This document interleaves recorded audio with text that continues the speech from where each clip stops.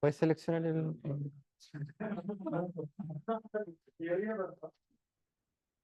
Ya. Buenas tardes a todos. Vamos a comenzar una nueva sesión del Seminario Magíster del Departamento de Ingeniería Matemática de la Universidad de Chile. En esta ocasión tenemos una sesión especial porque tenemos solo dos expositores. Y vamos a comenzar con Diego Holguín, que nos va a hablar sobre un algoritmo de filtraje no lineal basado en operador de Koopman aplicado a modelos en epidemiología. Muchas gracias, Sebastián, por la presentación.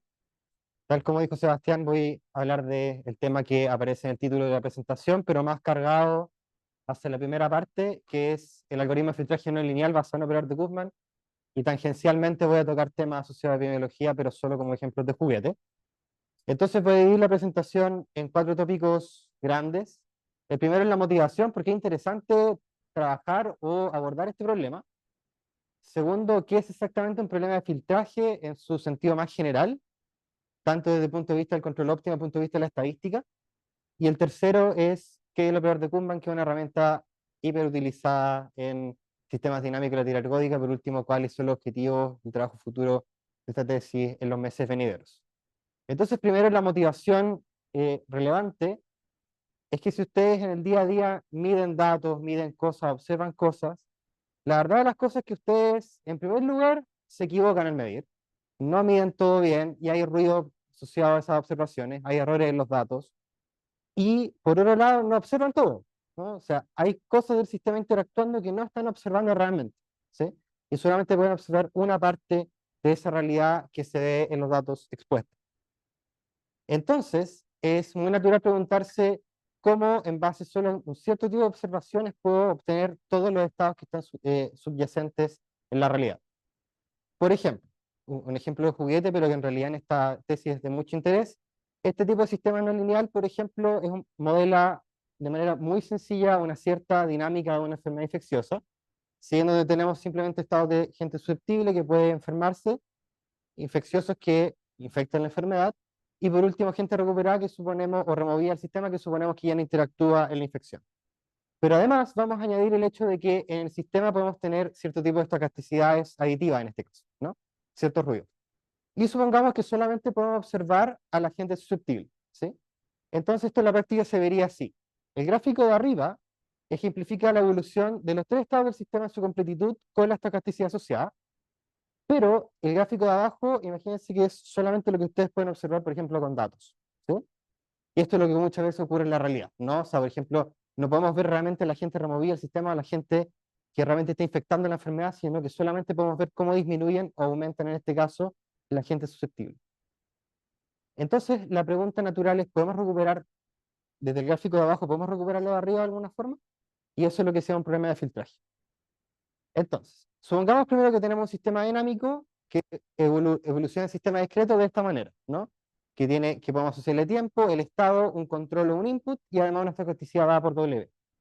A la vez, vamos a suponer que tenemos solamente una cierta cantidad de observaciones o una información parcial del sistema dada por una función g, que tiene la misma entrada, salvo una estocasticidad que ahora vamos a llamar v. Entonces a la función de f la vamos a llamar la función de dinámica, a g la vamos a llamar la función de observación, y además vamos a suponer que también tenemos estocasticidad en la condición inicial del problema. Es decir, que la estocasticidad también en la condición inicial x0 del sistema tiene ley x0 mayúscula. Y además vamos a asumir por ahora que todos los ruidos asociados son todos independientes entre ellos en tiempos diferentes, pero además también son diferentes entre dinámica y observación. Es decir, vamos a asumir independencia total de las cosas que están ocurriendo en el ruido del sistema, ¿sí? Entonces, con ese setting, el problema es, dadas las observaciones, ¿sí?, del sistema y además unos inputs o control que se pueden dar de antemano, el objetivo es poder reconstruir todo eso. Se formula como un problema de optimización estocástica, más bien como un problema de control óptimo estocástico en tiempo discreto, que vendría dado por esto de acá, ¿sí? Entonces, este problema es bien general y se puede abordar de distintas maneras, pero desde el punto de vista de la estadística, esto ya tiene una solución analítica súper conocida, y es la siguiente. El problema de antes, en realidad, es un problema de estimación de mínimo error cuadrático medio, y que es sabido que tiene esa solución, ¿sí? Entonces se acabó el problema, ¿sí? La verdad es que no, obviamente que no, por dos cosas. La primera es que se habrán dado cuenta que me quedan 17 slides todavía por recorrer, y la segunda es que esa esperanza en su forma más general es imposible de calcular. Por ejemplo, piensen que naivamente calcularla por Monte Carlo eso puede ser absurdamente caro, en la práctica imposible, ¿sí? Entonces lo que se hace en la práctica es aprovechar el hecho de que estamos en tiempo discreto para poder calcularla algorítmicamente, es decir, iterativamente partiendo de la condición inicial y arrastrando los términos de estocasticidad hacia adelante. Este tipo de algoritmos que calculan iterativamente la solución de este problema se llaman algoritmos de filtraje, ¿sí? Y ese es el objetivo a desarrollar en esta tesis. Entonces veamos básicamente el caso más simple de todos, el caso en que todo es lineal, ¿sí? El caso en que tenemos, digamos, desacopladas linealmente el estado, el control y la estocasticidad, y además vamos a suponer que los ruidos son aditivos, centrados y gaussianos, ¿sí? Entonces, en este caso, se conoce que la esperanza condicional que les di antes se puede calcular exactamente algorítmicamente en dimensión finita y viene dado por el algoritmo de filtro Kalman que se ve, ya sea un curso de estadística, aprendizaje de máquina, etcétera. No voy a entrar en detalle del algoritmo del filtro Kalman, pero sí que hay cosas interesantes. La primera es que un poco casi que por la definición del problema, el filtro Kalman es el estimador de mínimo error parático medio, que es un sentido frecuentista de la palabra en estadística, pero además en el sentido bayesiano de la palabra es también el estimador máximo posteriori, dado que estamos en el caso gaussiano. Entonces el filtro Kalman es como todo lo bueno y bonito que nos gustaría de una solución del problema o de un algoritmo. El problema es que este es un caso súper específico, súper particular, y si se dan cuenta, el ejemplo que les mostré al inicio no cae dentro de la categoría del filtro Kalman porque no es lineal, ¿sí? Hay estados que están acoplados entre sí, ¿sí? Hay un efecto multiplicativo, un efecto cuadrático en este caso.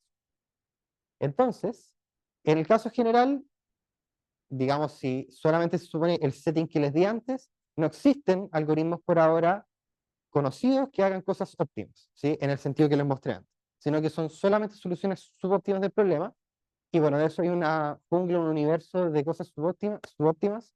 Por ejemplo, está el filtro Kalman extendido, que es la idea más naive de poder extender o iniciar el sistema vía su jacobiano, que es algo que funciona muchas veces bien y otras veces funciona bastante mal. Otro tipo de filtros como el Center Kalman Filter, que es hiper costoso de calcular, al igual que filtros de partículas. Y ya en el último tiempo se han dado, digamos, en la literatura algunos ejemplos con redes neuronales que son también en la práctica súper costosos de calcular, ¿sí? Y que muchas veces tampoco resultan ser óptimos. Entonces aquí viene la pregunta clave de este trabajo, y es que si sabemos que el filtro Kalman es todo lo bonito que queremos en el caso lineal, entonces la pregunta es si de alguna manera pudiésemos volver al caso lineal y aplicar Kalman ahí. Es decir, podemos encontrar un sistema lineal en alguna dimensión que aproxime al sistema no lineal original, ¿sí? Y de ahí en adelante ocupar filtro Kalman y aprovechar que sabemos cómo funcionan las cosas de filtro Kalman y todos felices y contentos. Entonces, la idea de eso, y para hacer eso en este trabajo, vamos a utilizar una herramienta que se llama el operador de Kuhlmann, bien utilizado por gente de la teoría ergódica de sistemas dinámicos. Eso pasa a la tercera parte de la presentación. Eh, entonces la idea es perseguir el caso lineal, voy a motivarlo solamente con el caso autónomo, voy a salirme del caso o sea, autónomo determinista, voy a salirme del caso estocástico. Entonces supongamos que el sistema es simplemente de esta forma, x en el tiempo k más 1, se actualiza con una función f, ¿sí? Donde supongamos que la función f en principio es acotada, pidámosle ciertas cosas a la función f por ahora, no mucho. Entonces, definimos el operador de Kuhlmann como algo súper sencillo, y es que si trabajamos en funciones que son desde el espacio de estados x caligráfico a los complejos, entonces el operador de Kuhlmann K caligráfica aplicado a una función de estas que vamos a llamar observables, se define como la composición simplemente con la función de la dinámica. Así de simple, ¿sí? Es una definición que parece súper sencilla y que parece súper ingenua, pero la verdad las cosas que tiene implicancias súper fuertes en la práctica posterior. Un poco la idea es que, cuál va a ser como un poco el enfoque? Es que si tenemos este espacio de estados original y queremos estudiar esta evolución temporal hacia la derecha en el dibujo que están viendo, que probablemente es muy difícil de estudiar a priori porque no tenemos algoritmos para poder trabajar eso.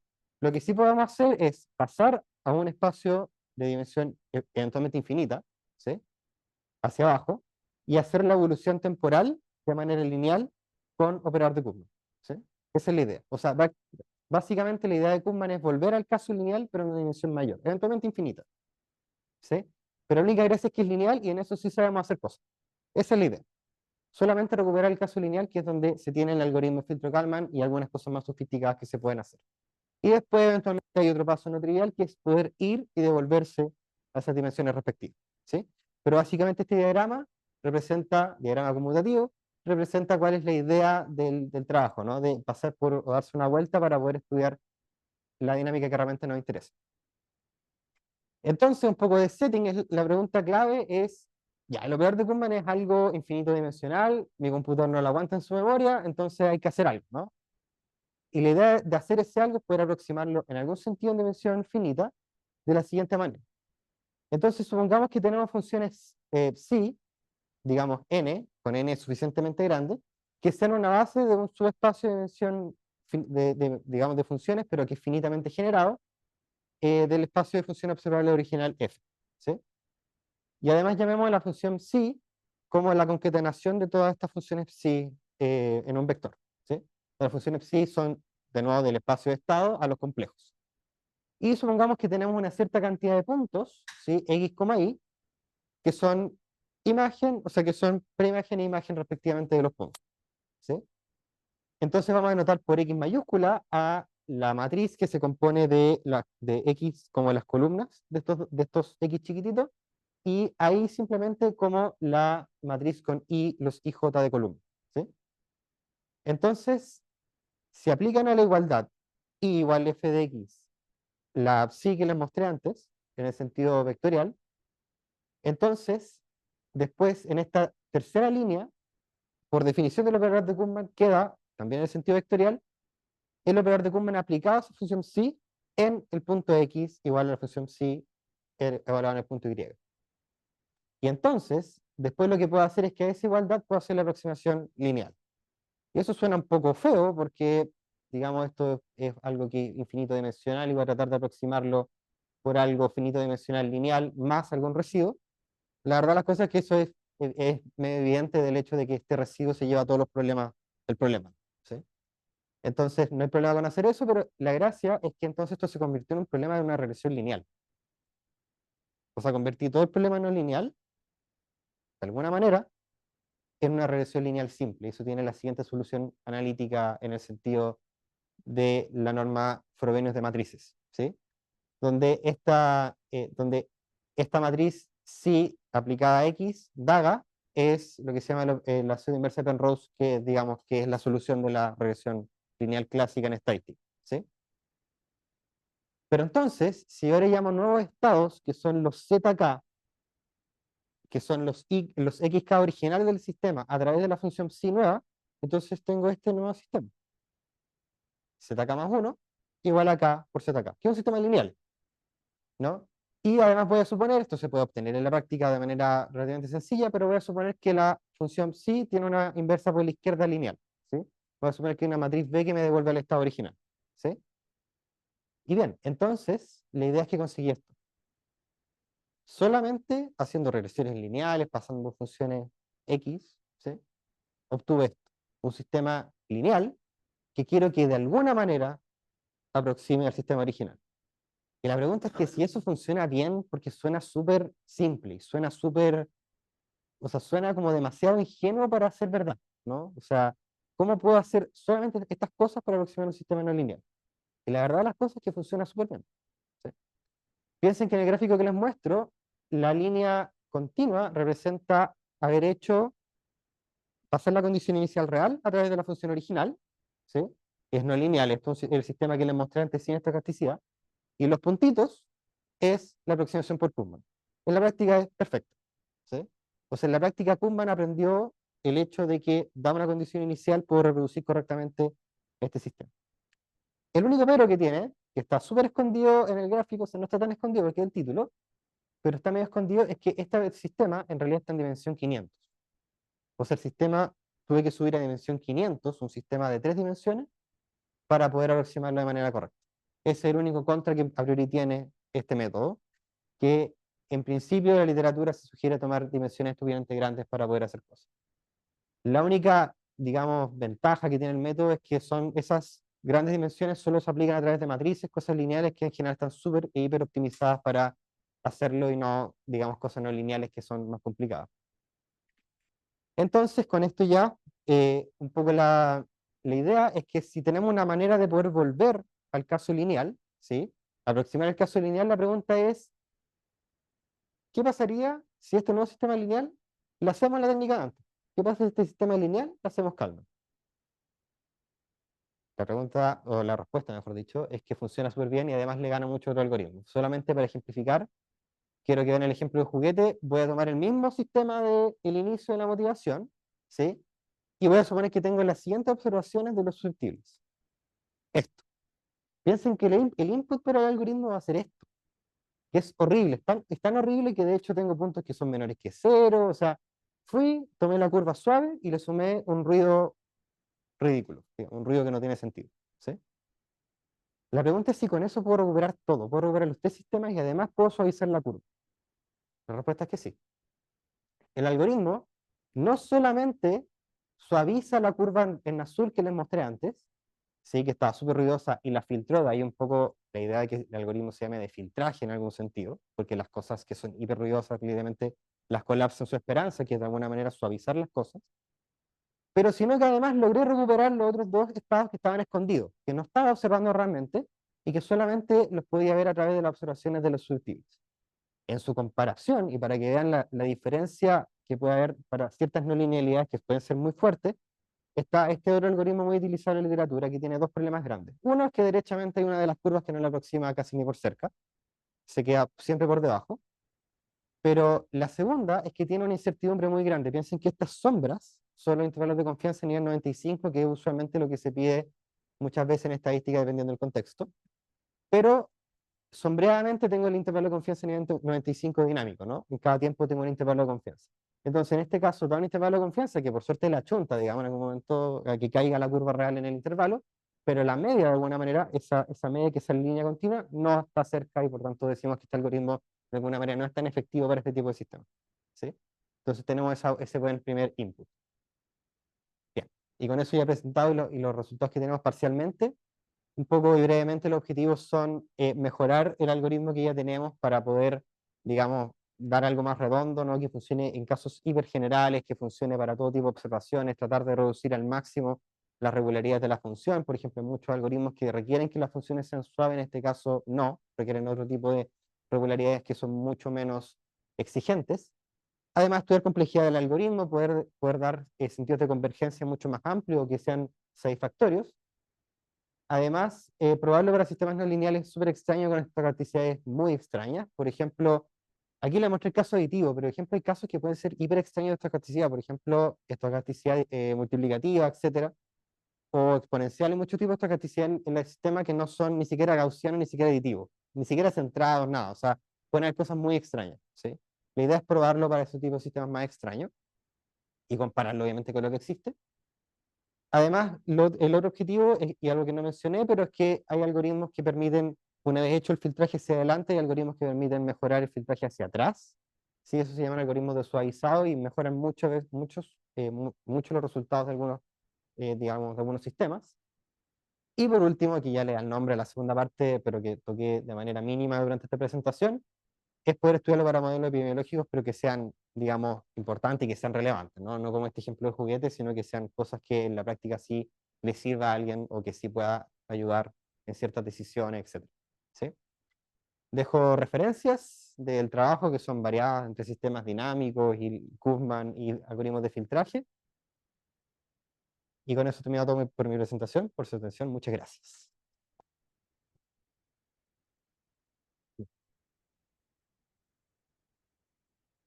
Gracias, Diego, por la presentación. ¿Quién?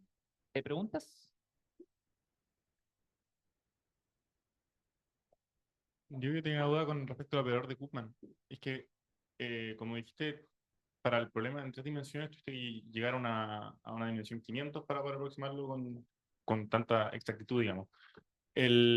¿Existe una cota inferior como a la dimensión que tienes que elevar para poder encontrar una aproximación, o es algo que tú ajustas según la precisión que quieres para el problema? No, en la actualidad no existen ese tipo de cotas por varios motivos. Una es que la aproximación depende altamente de cómo tome estas funciones psi de acá. Eso es crítico en la elección de cómo lo aproximo. Estamos estudiando una manera de hacerlo, digamos, algo que funcione para la mayor cantidad de sistemas y que solamente tengamos que elevar mucho los puntos, que es algo, mientras menos decisiones podamos tomar mejor. Pero tampoco existen cotas, incluso para ciertos tipos de funciones psi que yo conozco, no existen cotas tan exactas, no, son solamente heurísticas en el sentido de, bajo cierta hipótesis converjo algo, pero no hay una tasa, digamos. Solamente hay una convergencia, no sé, de tipo casi segura en probabilidad, pero no una tasa, digamos. Y eso no existe actualmente. Sí. Gracias por la presentación, estuvo muy buena. Me quedan varias dudas, pero voy a hacer un par. Eh, por ejemplo, dijiste que el ejemplo de juguete era todo independiente. ¿Han tratado de hacer algo más o menos acoplado para ver cómo funciona esto? En principio no, porque no hemos soltado la hipótesis de independencia aún, Ya, aunque bajo ciertos casos sí se puede, pero no le hemos soltado la condición de independencia. Estamos pensando que pasó un tiempo y la estocasticidad del tiempo anterior no dependía, o sea, no depende en el tiempo actual, digamos. claro. Entonces eso no lo hemos soltado todavía, no. Ya. Pero es parte del trabajo a futuro. Sí, puede ser interesante, aunque en general eso como en general, el filtraje es un problema difícil como en general, incluso en el caso lineal, eso puede ser difícil. Claro. Eh, y lo otro que me preguntaba es que cuando estáis definiendo el operador de Koopman, lo estáis haciendo para una función asociada a una función f, que ha de x un subconjunto de Rn. ¿Hay alguna posibilidad en general de tomar x compacto? Porque para que funcionen bien las cosas en teoría ergódica, qué sé yo, tiene que ser siempre compacto. Sí, o sea, que sea compacto igual es una hipótesis que no es dura, o sea, en el sentido de que muchos sistemas lo podemos dejar en compacto digamos, porque no sé, piensa en que el sistema no puede evolucionar hasta tan lejos, digamos. Entonces sí, en la práctica sí, se puede tomar compacto y ahí las cosas funcionan relativamente bien también.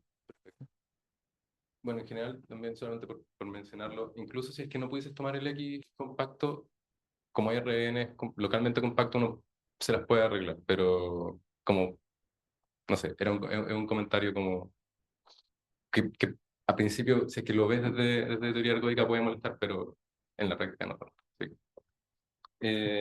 Bueno, hay otras cosas que te voy a preguntar. Ya, muchas gracias.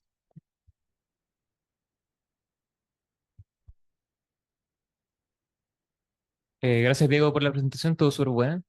Tengo igual hartas preguntas, pero vamos por parte.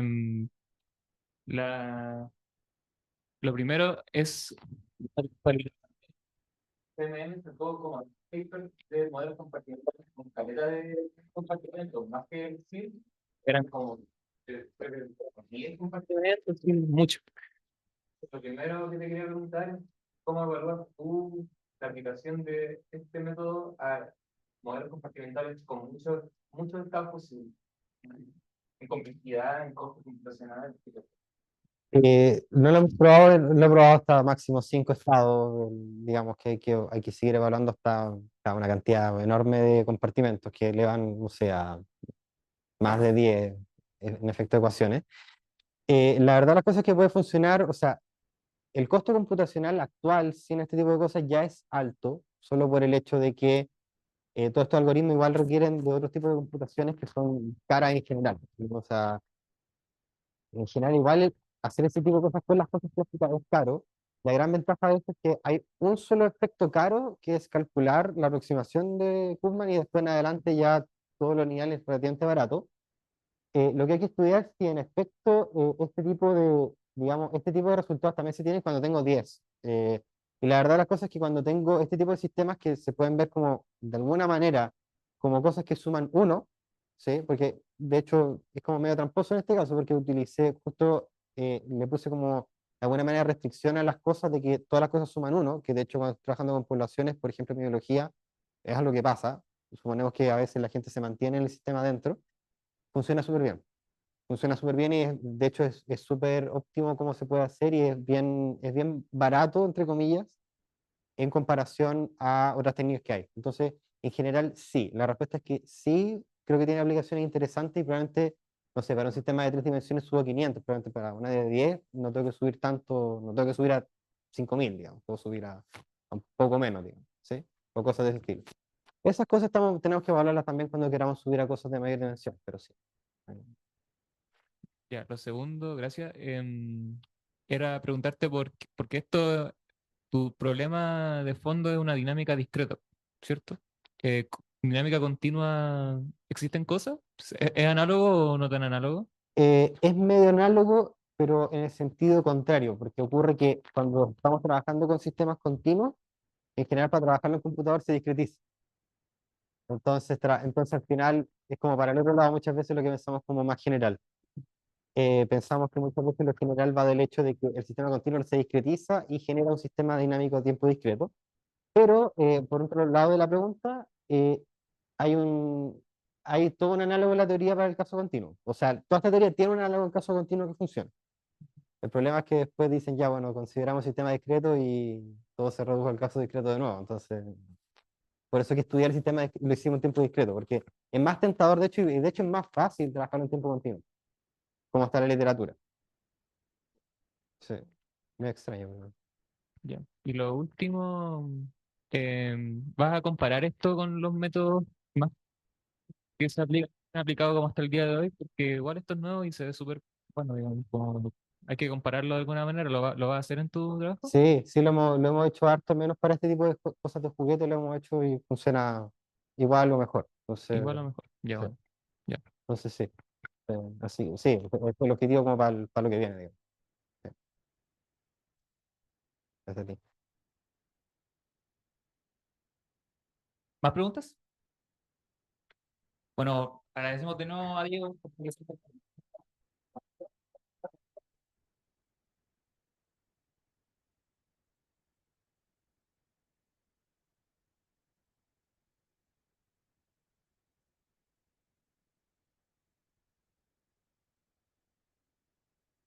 Muchas gracias.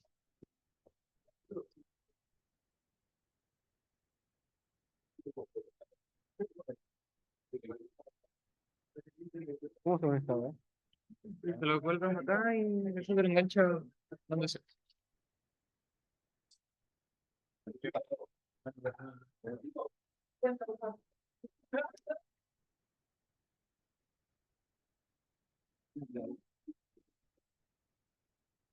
Aló, aló, aló, aló.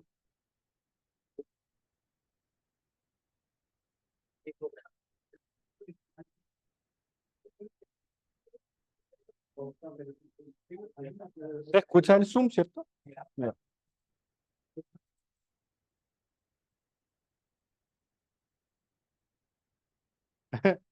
Blanco y negro. El Diego.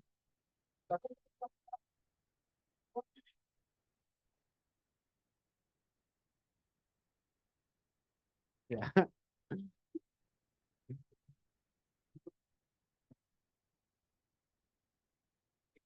Ya, amigo. Lindo.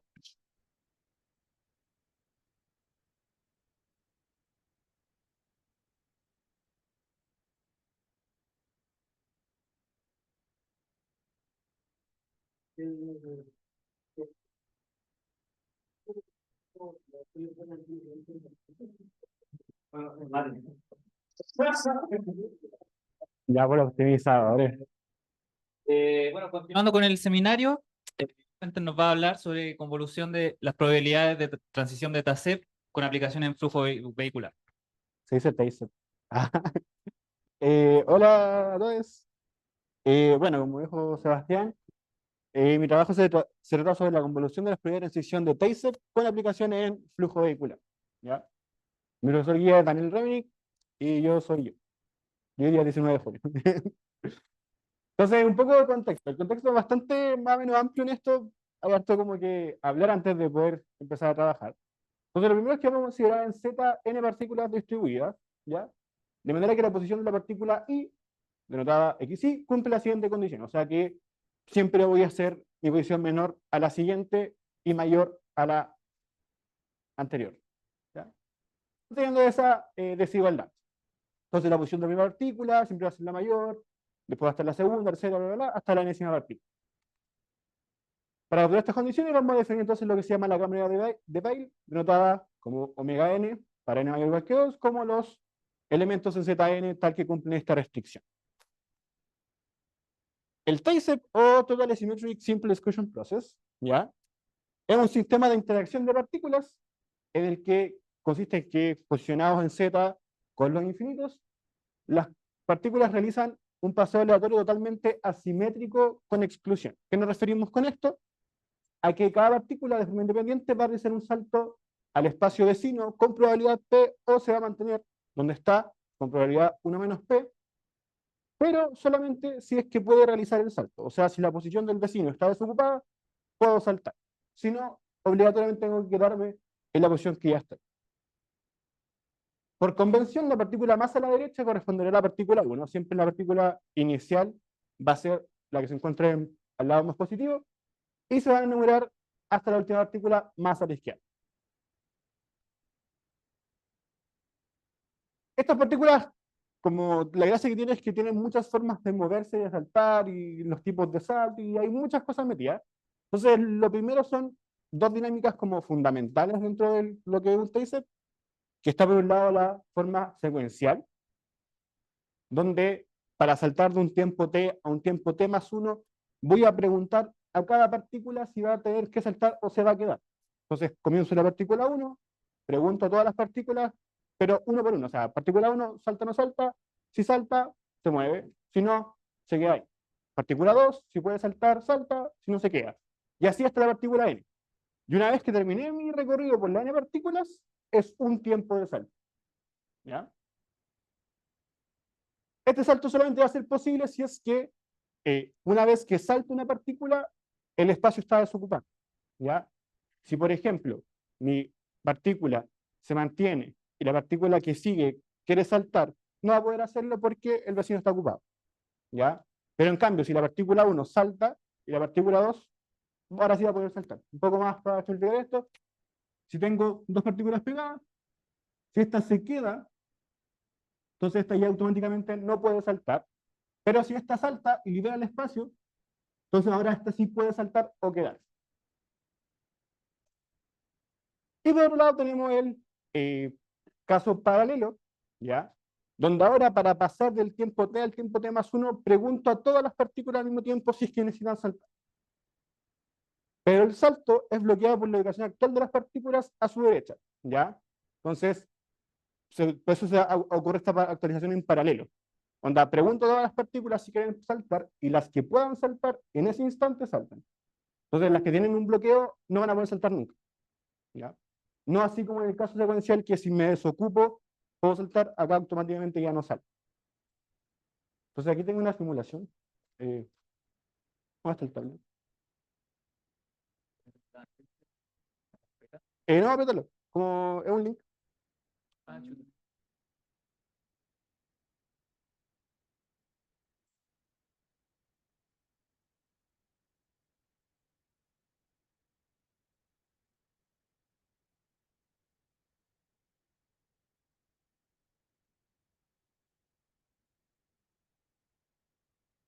Supone que está como impreso en la. Sí, está. Sí. Ayuda. Aprieta la palabra simulación. Sí. Ah, yo pensé que estaba como entre medio. Ahí está. Permite. Ahora te confundo. Aparece ahí. Eso. Quizás lo ve para antes. LOL.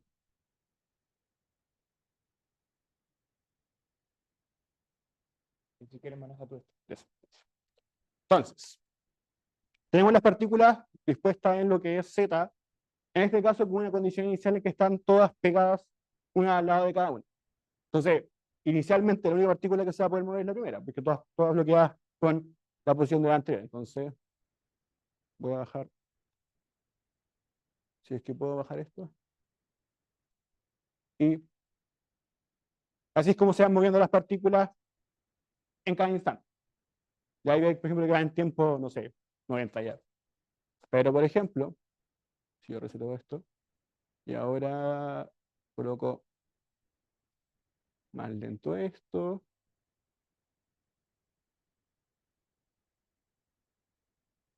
y coloco, uy.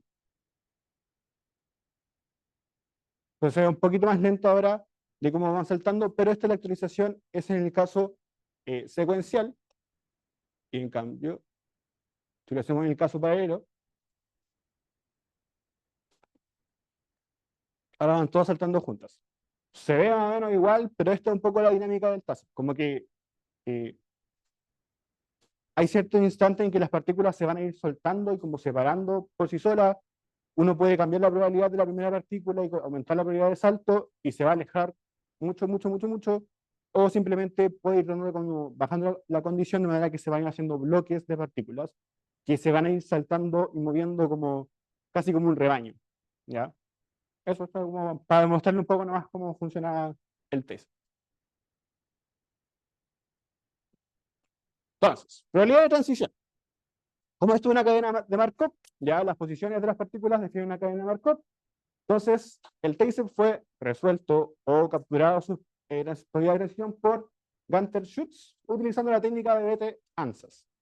Bethe-Ansatz es una técnica descubierta por Bethe, un físico alemán, si no me equivoco, que Ansatz viene de suposición. Entonces usó esta técnica para descubrirla,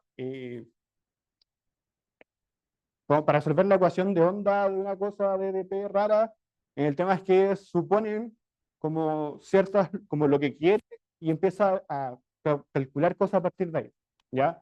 Entonces, todo lo del taser tiene una aplicación física muy grande, por lo tanto está muy relacionado con la parte física del movimiento de partículas. ¿Ya? ¿Qué es lo que hace Schutz? Usa esta técnica para encontrar las probabilidades de transición de estos sistemas, ¿ya? Para las diferentes dinámicas. Entonces, junto con además derivar y conocer la distribución de probabilidades, además, de los diferentes modelos para estas condiciones iniciales. Y un saludo para el Vicini porque él se dedica un poco más a eso, a estudiar las distribuciones de probabilidad de. Entonces nos vamos a centrar en dos modelos particulares.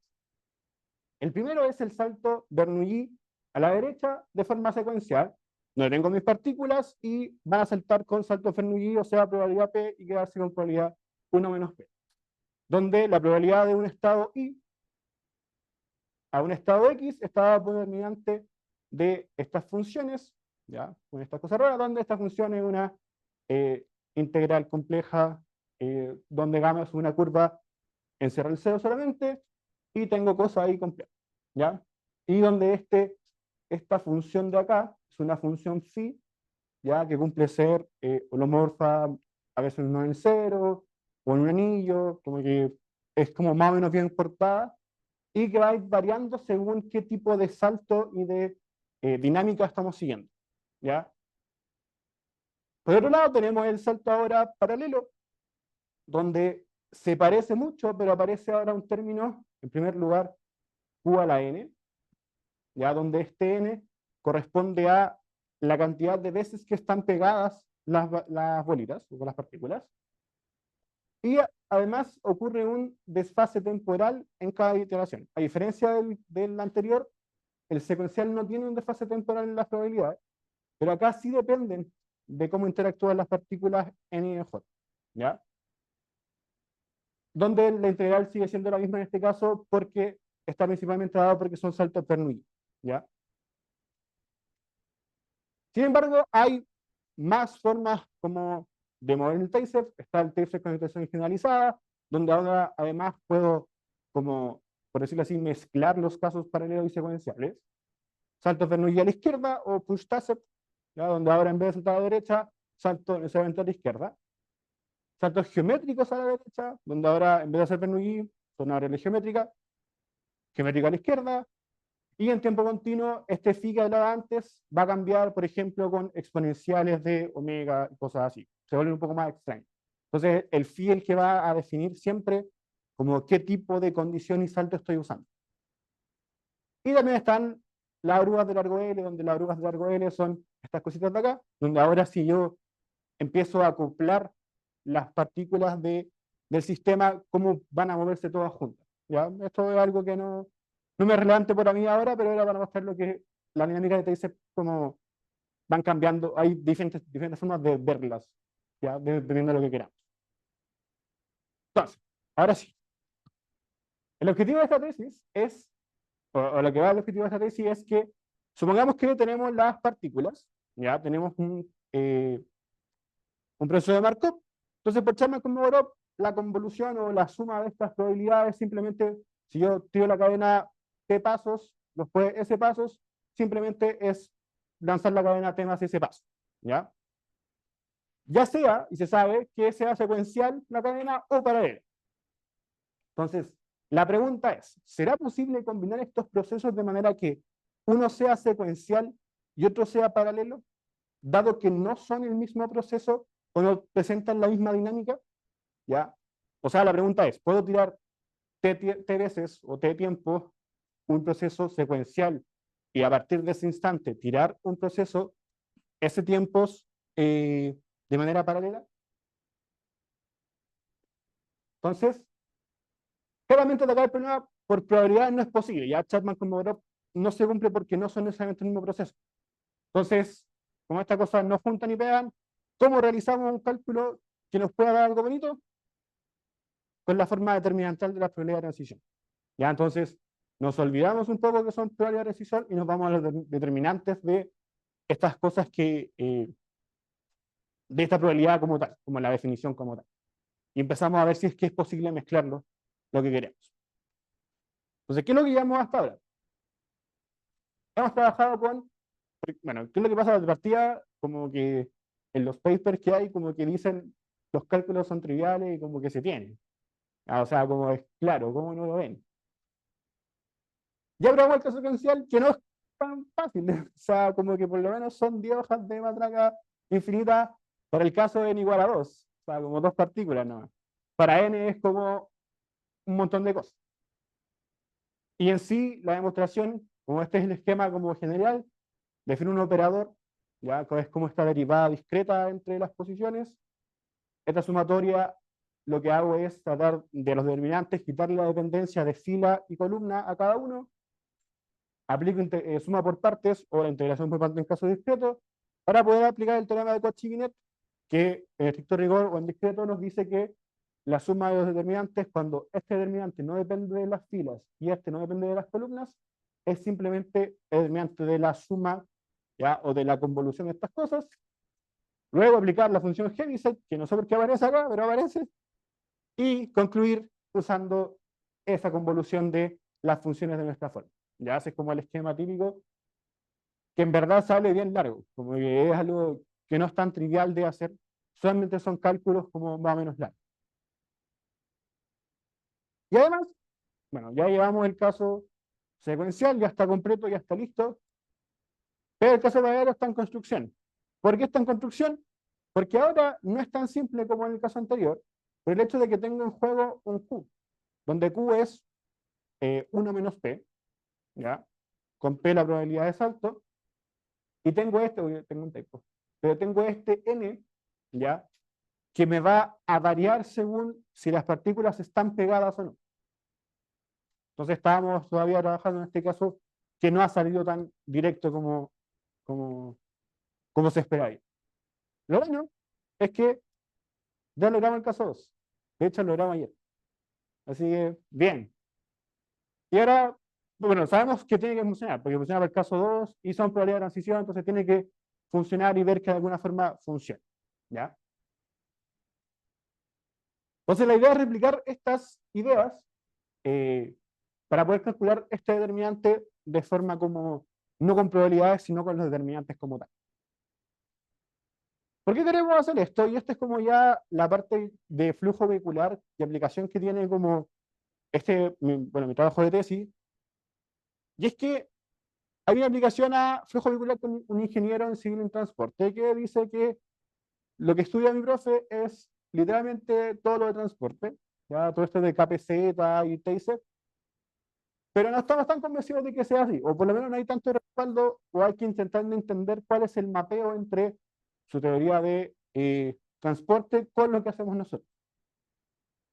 Entonces, supongamos que tenemos un sistema de autos, partículas, con probabilidad de salto, movimiento igual a P1, ¿ya? Los autos, si se pueden mover, van a saltar siempre, como que no se van a quedar quietos, ya como en la vida cotidiana, a menos que no manejen bien, no sé. Y los autos siempre se mueven con una dinámica paralela, como que van a avanzar todo el mismo tiempo. Ya no le pregunto a un auto a cada uno si es que salta o no, sino que saltan todos a la vez. Sin embargo, las fórmulas que conocemos son para condiciones iniciales que son deterministas. ¿Ya? Conozco la distribución inicial, pero de forma como fija, determinista, no es aleatoria. Y la persona que está planteando todo esto plantea que los autos están distribuidos de una forma aleatoria en las calles, por ejemplo. Entonces, no podemos de partida conocer cómo, o comenzar este proceso. ¿Cómo arreglamos esto? Bueno, esta es la bad news. Nosotros hacemos una revisión con condiciones iniciales no deterministas. Pero si fuese posible mezclar estos procesos, entonces lo que podemos hacer es correr el proceso secuencial durante un tiempo S muy pequeño, ¿ya? Un paso, de manera que la actualización secuencial nos dé una condición aleatoria, una condición inicial aleatoria, y desde ese punto comenzar a correr un tiempo T, que es lo que queremos en un proceso paralelo. ¿Ya? Pues lo que necesitamos saber si es que esto nos da algo razonable o no. Si nos da una fórmula como un estilo probabilidad, bacán. Si nos da algo que en verdad no tiene sentido, quizás en verdad esto no funciona. ¿Ya? Y eso es lo que queremos saber. ¿Qué ganamos con hacer esto? Entonces, podemos estudiar el nivel macroscópico de la formación de atravesamiento vehicular o los tacos, ¿ya?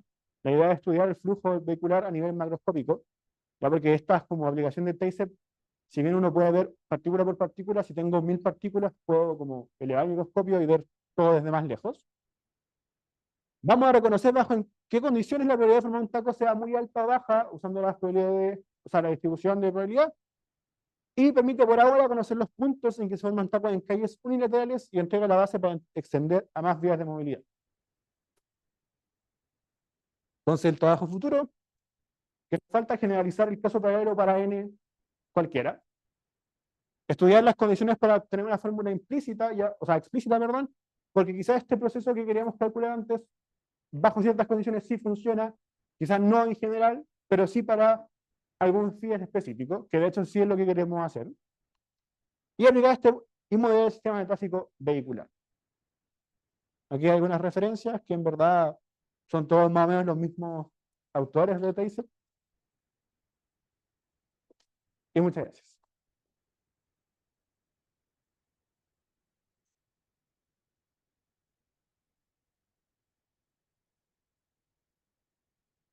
Eso. Por la presentación, muy buena. ¿Preguntas? Olvídame. Ah, Hola Luis, hola muchas Diego. gracias por tu presentación, está muy entretenido el tema, todo súper bueno. Me gustó ver la simulación. Ya, tengo una pregunta. Acá en tu problema las partículas viven en Z. Sí. ¿Qué pasa si cambias Z por un Z módulo o algo? Como de dar forma de hacer como un ciclo. ¿Se puede decir algo de eso? Y no conozco en detalle, pero sí sé que lo que queremos, como esta aplicación a fijo vehicular, como también se quiere extender a ese caso. Bueno. ¿Caché? Como en el caso en que estoy en una vía como circular. Entonces, Ah, igual es interesante. por supuesto, también es interesante, como si nos resulta lo que queremos, podemos tener todos los posibles modelos para diferentes como tipos de vía. No conozco particularmente el TASEP que sea como cerrado, por decirlo así. Ya siempre es como, siempre se ha estudiado como, o por lo menos lo que he estudiado yo es como en todo Z. Ya, ¿Ya? Pero una buena pregunta. ya, gracias. Yo me voy a colar con en el camino. Muchas gracias por tu presentación, estuvo muy, muy buena. Ahí me quedaron varias cosas de Tasio. quería preguntar que no sé en realidad si tiene sentido para el modelo, o quizás como ya el modelo de por sí, como la matraca es muy complicada, como qué pasa si como cada partícula tiene su propia probabilidad de saltar, si te fijas mucho como el problema, ¿no? Porque ahí Y asumís que todas saltan como con la misma probabilidad y se quedan claro, con claro, el, claro. como que puede, ¿tiene sentido como formular un modelo así? Y cada una salte con su propia probabilidad. Si no me equivoco, o sea, como claramente tiene sentido cómo formar este tipo de modelo que cada uno se mueva cuando, o sea, como con la prioridad que quiera. Mm. Eh, no está estudiado como, claro, como un poco el tema del taser viene con el tema de la exclusión simple. Entonces, en verdad, no, no sé, como que, ¿cómo lo explico? Es algo que en verdad, no sé si se llama traqueado en general, como con otras, como en paper o cosas así. Siempre como en todo lo que he leído es como, simplemente asumamos que están todas con el mismo movimiento, nomás. Como que no es relevante, no sé si es tan relevante que todas se muevan aleatoriamente. Por lo menos para lo que estudio yo. Yo creo que a lo mejor sí, como, Quizás no lo encuentren como aplicación, y por eso no se estudia. exacto, como esos, siempre hemos hablado de que las partículas se mueven y como que un poco eh, este probabilidad de salto como pasa a ser como irrelevante en general. ¿Cachai? Como, bueno, tú no sé, en el caso secuencial aparece recién en la fórmula de la integral, pero no aparece nada más, ¿cachai? Como que es súper irrelevante cómo salta la partícula o con qué probabilidad salta. Yo creo que va por ahí, como que no es tan relevante quizás que todas cambien, o quizás complejiza mucho más el problema si a cada partícula le coloco una probabilidad de salto distinta. Eso. Gracias.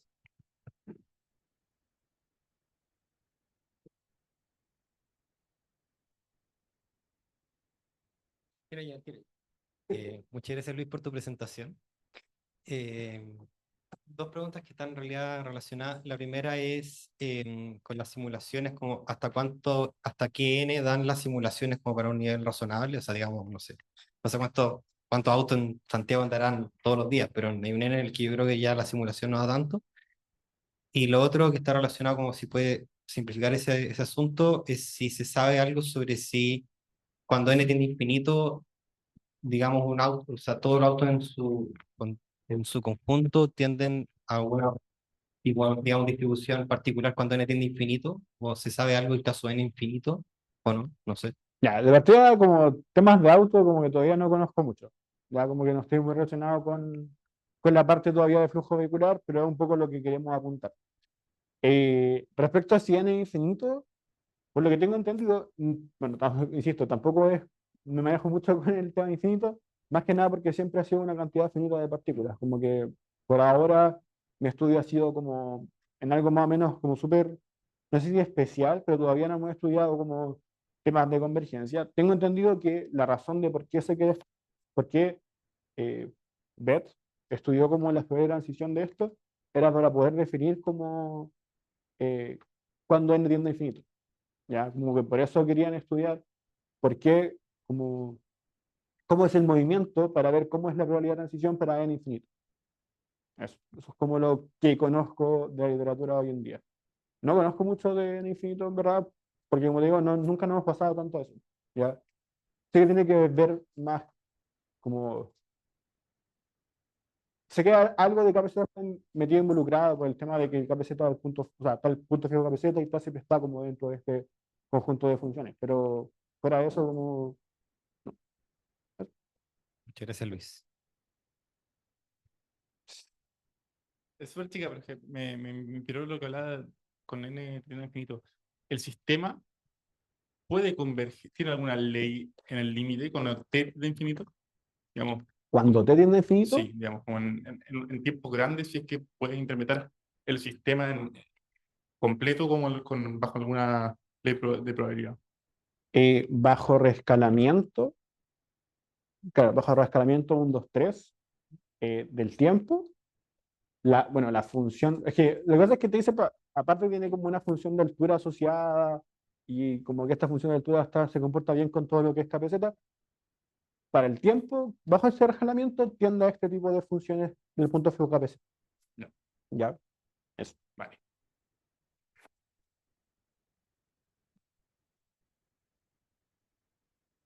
Felicidades por tu presentación, Lucho. Muy bueno. No aprendí nada. Nada nuevo. Eh, te quería hacer una pregunta más del modelo de vehicular. ¿Ya? Que en realidad creo que es un poco irrealista que haya una calle, ¿cierto? Comentaste que está en Z, hay una sola dirección. Ujú. Me preguntaba si en realidad se había estudiado algún modelo como con dos calles. Es que eso es como ese es como el plan de todo esto de hacerlo aplicación vehicular. Como de partida veo una por la calle, ¿cachai? No sé muy bien todavía qué es lo que ha hecho el profesor de civil, ¿cachai? Si es que lo ha extendido más y tiene como la idea y todavía no está la matemática. Ujú. Pero tengo entendido que esta persona de civil no es como solamente la idea vaga, como que tiene paper de como, o artículos sobre esto. Entonces, yo estudio que por ese lado de civil, sí, como que ha sacado más, no solamente una dirección, sino que más cosas. Ya, Desconozco hoy en día. ya, bueno. Eso, Eso. interesante. Muchas gracias. De hecho, estamos como empezando a trabajar en eso en este punto de la tesis, como que estamos empezando a averiguar más sobre el tema de civil. Bien. Perfecto. Excelente. Ujú. Gracias.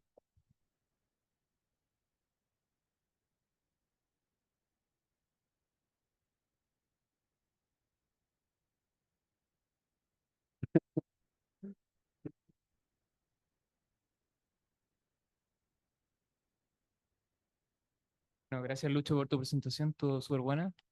Em, no es una pregunta en realidad, pero un comentario más por la pregunta del partido, que como reemplazar Z por ZN, me acordé de la tesis del Tapia, porque el Tapia hizo como los llamitones en una calle circular. Ujú. Entonces, no sé, ahí si tiene algo que comentar lo haces, pero no sé si el modelo, así como lo plantean, como este acoplamiento entre dos maneras de actualizar las partículas, recuperará como el fenómeno de los llamitones, así como de estos atochamientos periódicos que se hacen en una calle circular. No sé, ¿será factible o...? Puede ser, ¿no? Como les digo, como, sí, ¿no? Sí, ya, grabé todo esto, está grabado, de hecho. Eh, no sé, como te digo, todavía no hemos metido tanto lo que es civil como no sabemos qué fenómeno se produce, si es que incluso puedo mezclar las cosas, ¿cachai? Como que todavía no sabemos si se podemos mezclar. Ya. Como que en caso de que se pueda mezclar, vamos un poco como a explorar y jugar con eso. También me acordaba de la tesis del Tapia cuando estaba trabajando con el profe, porque claro, el Tapia también ve como cosas de flujo vehicular, pero de la parte más como el modelar, como con la EDP, ¿cachai? Yo creo que puede relacionarse de alguna forma. Como también tenía mi claim ahí como de que puede ser. Ya. Pero como te digo, no es algo que tengamos tanto sustento todavía. Así Claro, como que ni el profe, ni menos yo, como sabemos todavía cosas de civil para decir como, mira, en volada acá está. ya. ¿No? Pero por Pero, ejemplo, vale. si ahora no mezclemos la actualización de la dinámica, sino piensa en una sola. Ujú. Como se esperaría, ¿tú crees que se esperaría como esta recuperación de los atochamientos periódicos en la calle? O... Yo creo que sí, pero como de una especie como, ¿cómo se diría? Como, no sé, como, no como uniforme, como que siento que tengo como el círculo girando, no sé, sea secuencial todo el rato, en un punto como que las partículas, no sé, la partícula uno se va a pegar al final y como que va a dejar de ser partícula uno y la partícula 2 ahora va a ser la uno. Entonces van a empezar, yo creo, como a moverse más en bloque grande que en Mm, como, por separado, ¿cachai? ya. Porque lo que pasa es que no sé, en infinito, yo tengo una prueba recta como que se van moviendo, hay periodos en que se van juntando, pero se separan igual, como que va dependiendo de la probabilidad nomás. Mm, Yo, como lo que pienso es que en algún punto se van a juntar y no se van a poder separar. mm, Y tengo como, yo siento que incluso en un momento van a llegar a todas juntas y van a volver a la condición inicial. ya. O sea que se genera una cuestión periódica igual, como Claro, y una como que doblación. vuelvo a la condición inicial y me vuelvo a separar. Ya. Incluso, no Mm, sé, como que pienso en quizás ni siquiera como una condición inicial como de la uno primero, sino que ahora paso en una J y como que voy para atrás. Eso es como lo que yo esperaría quizás que pasara. No tengo idea ya. que pase. Ya. Bueno, gracias, Lucho. Ya, muchas gracias, Luis, por tu presentación. Lo agradecemos de nuevo.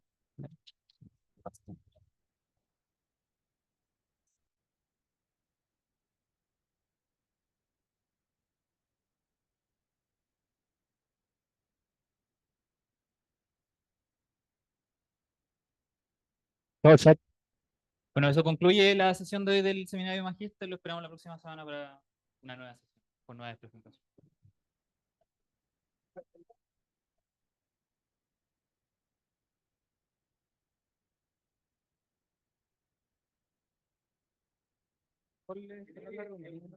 Ah, no,